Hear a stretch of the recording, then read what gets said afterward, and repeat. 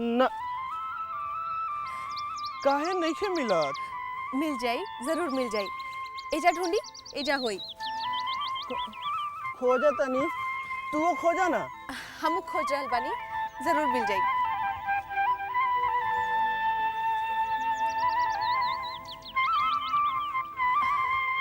मिलल की ना? न अच्छा चली होने देखा जाओ। केने? होने हुई। होने हाँ चल। चल। कहाँ रख दिले बनी रहुआ जी मिलते नहीं खे? परी परी के सब मालूम बा। परी छुपा के रख दिले बड़ी। परी के बुलावा, परी के बुलावा। काहे हम नहीं ढूंढ सकत? रहुआ हमरा पर भरोसा नहीं खे? परी के बुलावा, परी। का विकी बाबू, का हो रहल बा? नहीं मिलत। हाँ? न अरे का नहीं मिलत? अरे ठाकुर साहब, रहुआ नहीं खे मालूम? बहुत कीमती चीज भुला गइल बा विक्रम बाबू के। आई रहुआ खोजी। हाँ खोजल जा। चली खोजी चली। हाँ।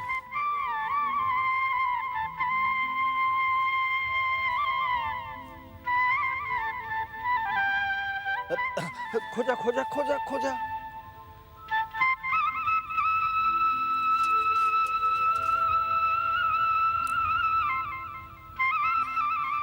मिल गइल। अरे मिल गइल। इहे बाना ई राउर परी के। ई परी के मिल गई, मिल गई, मिल गई, मिल गई, मिल गई, मिल गई, मिल गई, मिल गई, मिल गई, मिल गई, मिल गई, मिल गई, मिल गई, मिल गई, मिल गई, मिल गई। बेटी, आज हम बहुत खुश बानी। शायद आज तू विकी के तलाश खत्म कर देंगी।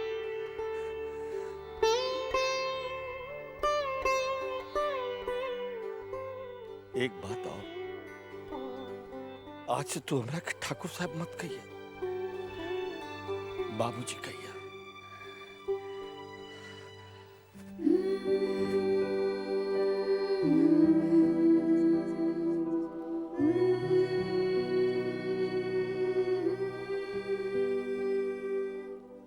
या देवी सर्वभूतेषु शक्तिरूपेण संस्थिता नमस्तस्यै नमस्तस्यै नमस्तस्यै नमो नमः। या देवी सर्वभूतेषु तृष्णारूपेण संस्थिता नमस्तस्यै नमस्तस्यै नमस्तस्यै नमो नमः। या देवी सर्वभूतेषु शान्तिरूपेण संस्थिता नमस्तस्यै नमस्तस्यै नमस्तस्यै नमो नमः। या देवी सर्वभूतेषु जातिरूपेण संस्थिता नमस्तस्यै नमस्तस्यै नमस्तस्यै नमो नमः। या देवी सर्वभूतेषु शांति रूपेण संस्थिता नमस्तस्यै नमस्तस्यै नमस्तस्यै नमो नमः। या देवी सर्वभूतेषु श्रद्धा रूपेण संस्थिता नमस्तस्यै नमस्तस्यै नमस्तस्यै नमो नमः। या देवी सर्वभूतेषु कांति रूपेण संस्थिता नमस्तस्यै नमस्तस्यै नमस्तस्यै नमो नमः। या देवी हमरा मिल गई, मिल गई, मिल गई, हमरा मिल गई, मिल गई, हमरा मिल गई, मिल गई। हे माँ, का हो गइल हमार लड़का के?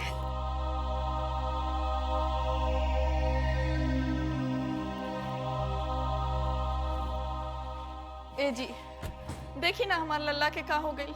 ई काहे ऐसन हरकत कर रहल बा? अरे घबरा के कोनो बात नहीं। ठकुराइन, आज से आपके लल्ला के तलाश खत्म हो गई। ऊ कैसे?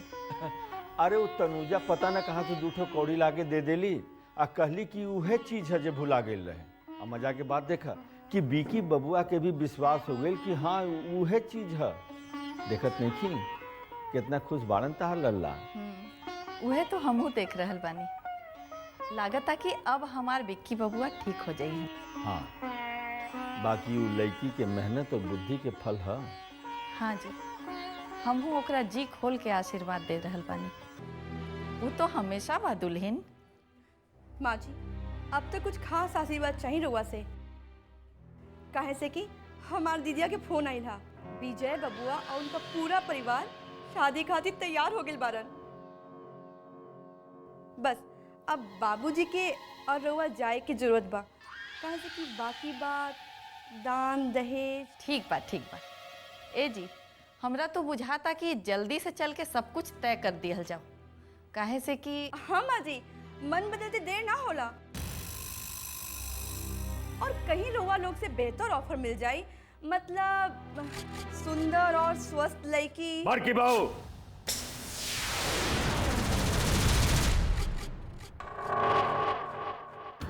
ठीक बा, हम काले जाके मिल ले, तू लोग के खबर करता। जी बाबूजी। माँ जी, हम अभी जाके दीदी के फोन कर देते नहीं कि रउआ दोनों जन काल इलाहाबाद खातिर रवाना होते नहीं। ठीक बा माँ जी? ठीक बा दुल्हन, बड़की दुल्हन, अगर ये ब्याह हो जाए ना तो हम जिंदगी भर तोहार एहसान ना भूलब। माँ जी, ये कैसन बात करते नहीं, एमे एहसान के का बात बा? अरे ये तो हमार फर्ज है, रमा बबनी ए घर की बेटी बारी, ओ नाते हमरो तो कुछ फर्ज बनेला ना माँ जी। हम उनका से बहुत प्यार करेला। हम जाई माँ जी?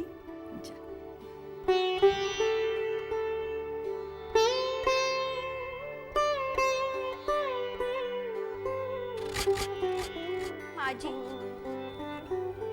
मंजली दुल्हन, सुन लू ना खुशखबरी? हाँ माँ जी, सुन लेनी है, बाकी एक बात हमरे दिल में कांटा जैसन चुभ गई। कौन बात दुल्हन? वो है माँ जी, रमा बबुनी के कमजोरी के बाद जे दीदी कह के गईनी है वो है।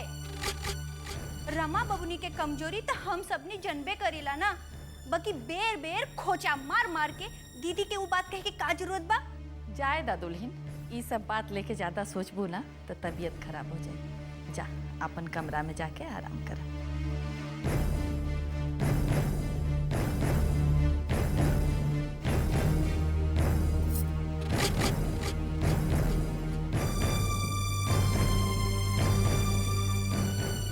मछली, तू अपन शरीर पे बेसी ध्यान देबू ना तो ज्यादा अच्छा रही, काहे से कि हमरा बीच में टपकबू ना तो तोहार सेहत पे बुरा असर होई, समझ लो।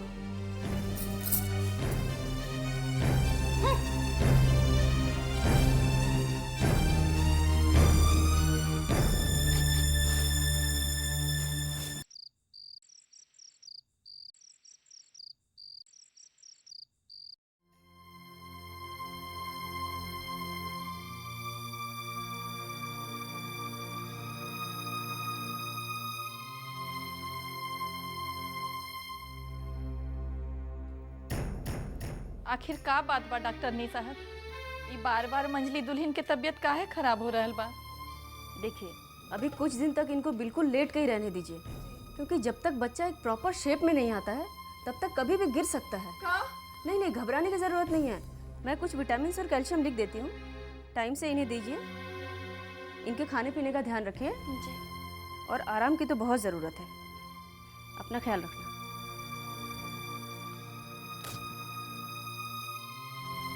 जी ठीक है, नमस्ते। मैं चलती हूँ।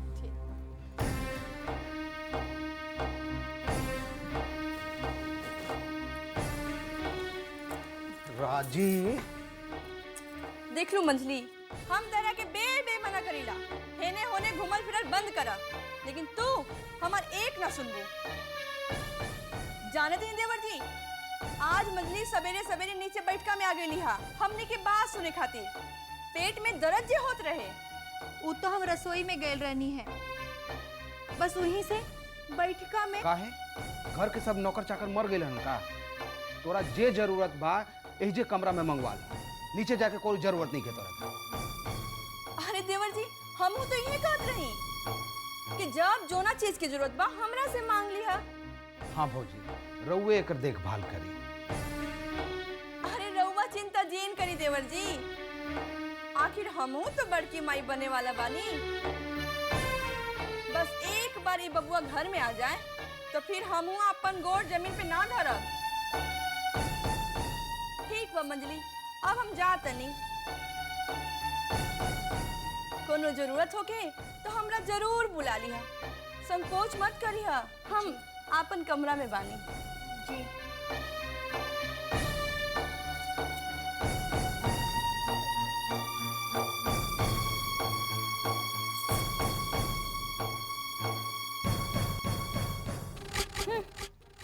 बुला बतावे में संकोच जीन करिया। सब दिखाओ पर दिखावा। राजी, अरे कभी तो केकरो पर तुम विश्वास करे के सीखा ना, हैं? रउआ के का लागता कि दीदी जोन कुछ कहनी है ओमे सच्चाई बा? काहे ना? अरे भौजी के गोद सुना बा, एकर मतलब ई नइखे राजी कि उनकर अंदर के ममता मर गई। रउआ नइखे जानत जी। अब देखा, तू अपना मन के ना ये जो शक करे के विचार बना ओकरा एकदम साफ कर दे, बुझाइल तोरा के। और अच्छा अच्छा बात मन में सोचा ताकि हमर होए वाला ये बच्चा पर बुरा प्रभाव ना पड़े, बुझाइल तोरा के। एकदम अब शांत होके आराम से लेटा हैं और एकदम बढ़िया बढ़िया बात सोचे, ठीक बा? आवत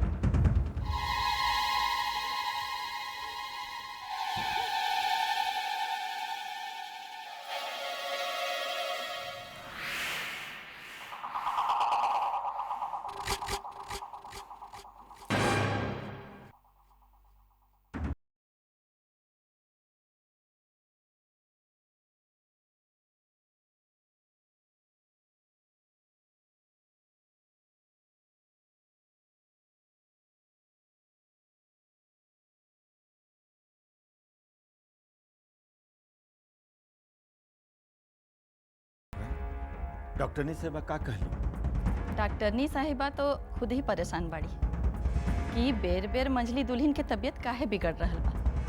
अब हम का कर सकीले? ठकुराइन, मंझली बहुरिया से कहीं कि बेसी ऊपर नीचे कईल बंद करस और काम काज भी आज के बाद से बिल्कुल करब बंद कर देस। अरे तई में हंसे के कौन बात बा? रउआ कहनी ना कि कुछ दिन खातिर कामकाज बंद करे के, यही से। तो हमका कुछ गलत कहनी? ना ना, रउआ गलत ना कहनी है। ऐसन हालत में औरतन के भारी काम ना करे के चाहिए। बाकी लागू होला उ औरतन पे जो दिन रात घर के काम में जुटल रहे। बाकी एहिजा तो दुन्नू बहुरिया के हाथ के एक कप चाय भी ना नसीब भइल आज तक। दुन्नू के समय बीत जाला बस एक दूसरा से कंपटीशन करे में। अब जाए दी, ये सब घर गृहस्थी के बात बा। इमे आपके भी गलती बात ठकुराइन।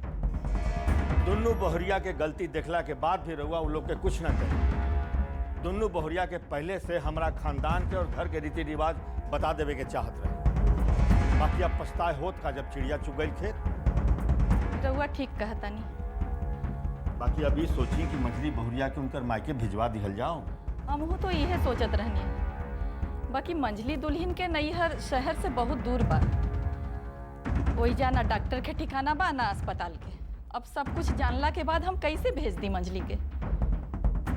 हाँ, बात तो ठीक है बा।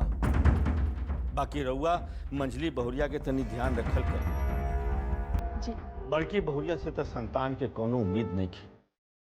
अभी की बबुआ के हालत तरुआ देखिए रहल बा। अरे ले दे के अब तक मंझली बहुरिया न बच गई। ओकर संतान अच्छा से हो जाए तो हमार खानदान, हमार नाम आगे बढ़ी। हाँ जी, हमहू माँ दुर्गा से यही विनती करीले कि सब कुछ ठीक से हो जाए। हमरा अपन किस्मत पे तनिको भरोसा नहीं है। ना तो हमार हंसत खेलत बेटा बहू के जिंदगी अतना अंधार में ना डूब जाए। हाँ।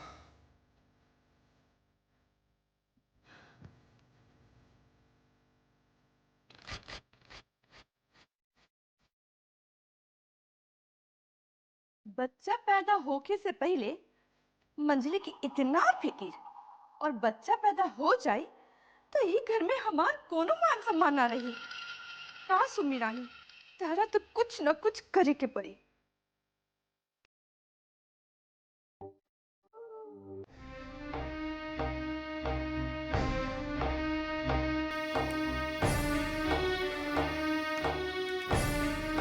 आजकल तो हमरा के अवॉइड कर रहल बाड़ू, पास नहीं खिवावत और ना हंसत बोलत बाड़ू। का बात बा? काहे? देखी ना, हम तो हंसत आनी। सारिका, का बात बा? तू हमरा से कुछ छुपा बताड़ू? नाता ऐसा तो कोनो बात नहीं है।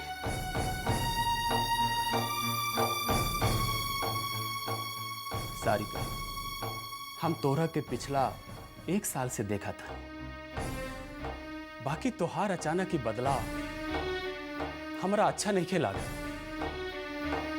हम का करें जे रघुआ के अच्छा लागे, बोली हम ओहे करब। बाकी जानल जरूरी बा कि हमारा राव रिश्ता का बा। का नाम देव रघुआ ई रिश्ता के, बोली बोली ना। तू तो जाने लू सारिका, हम मजबूर बानी। हम अपन बाबूजी के आगे कुछ ना कह सकब। काहे? हमार माई के हमार बाबूजी छोड़ दिले बारन और दोसर ब्याह कइले बारन। ओहे से कसूर तो मर्द के होला, जब मन करे परिवार के छोड़ के दोसर घर बसा लेलन। ना ना ना, ऐसन कोनो बात नहीं के। हमार सर पे हमार माँ बाप के साया नहीं खे। हम अकेली हैं, कामकाजी हैं, यही हमार कसूर बाना। पर ये हमार दोष ना, ये दोष समाज के बा। बाकी हमरा केहू से कोई शिकायत नहीं खे। हमरो से भी ना, हम तोहरा के कुछ ना दे पौनी सारिका। जाय दे रंजीत बाबू, राउर नाम से हम अपन मांग में सिंदूर ना भर सकीला, कौनो बात नहीं खे। बाकी राउर प्रेम से हमार मन रंगीन बा। ई का कम बा हमरा खातिर? सारिका, सारिका बहुत अन्याय कर रहल बानी हम तोहरे संग। बाकी हम कैसे कहीं तोहरा के कि हमरा मन में। बाकी आज हम तोहरा से माफी मांगे आई बानी। तू हमरा के सारिका, सारिका का भइल तोहरा के? सारिका उठा।